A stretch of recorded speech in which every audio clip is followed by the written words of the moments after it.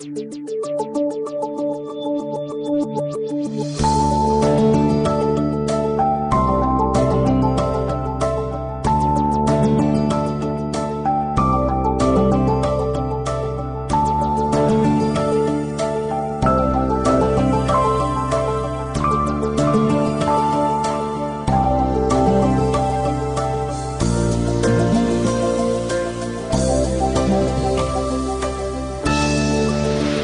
I'm Dr. Bill Osmondson.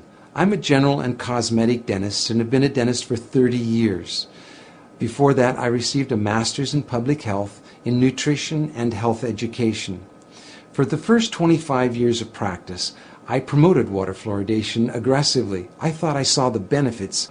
It wasn't until I actually looked at the information myself and sat down and looked at the different government agencies and the different reports and the studies that I began to realize that fluoridation was a problem. One of the first things I did is I looked at my tube of toothpaste. It says drug facts. I know it's a drug. If I were to give it to you, it'd have to be a prescription. That's for swallowing.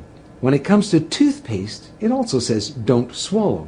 And if you do swallow, contact a poison control center. Well, the amount of fluoride that they're talking about is a pea-sized amount of fluoride. You probably don't see that in advertisements, a pea-sized amount of fluoride. Usually when I see an advertisement, it looks more like a Dairy Queen ice cream cone.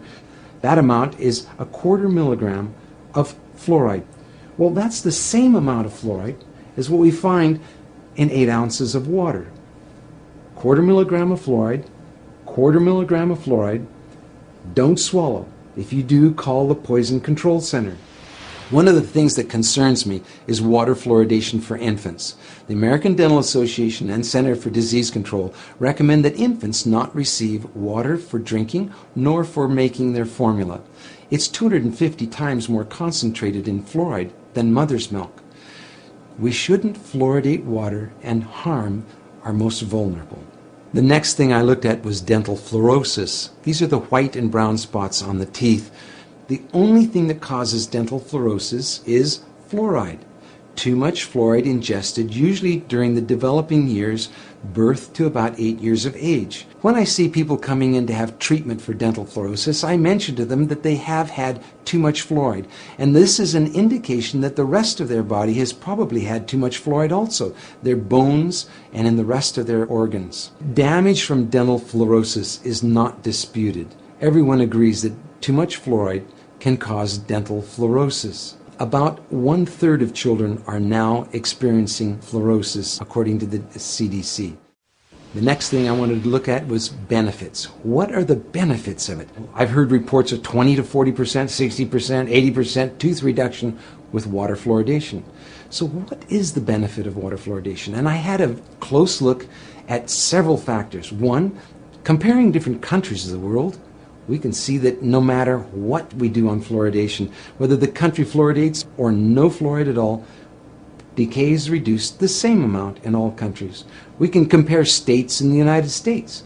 And we can see on a graph that as they're plotted in order of increased amount of fluoridation in the state, fluoridation doesn't make any difference. We have the same amount of good health in the states regardless of their fluoridation. Same thing for counties and other locations. That was disturbing to me. If there's no benefit, well, why are we fluoridating? I have 2 requests for you. One is to talk to your dentist and your healthcare provider about fluoridation. Ask them if they've seen the National Academy of Science report on fluoridation.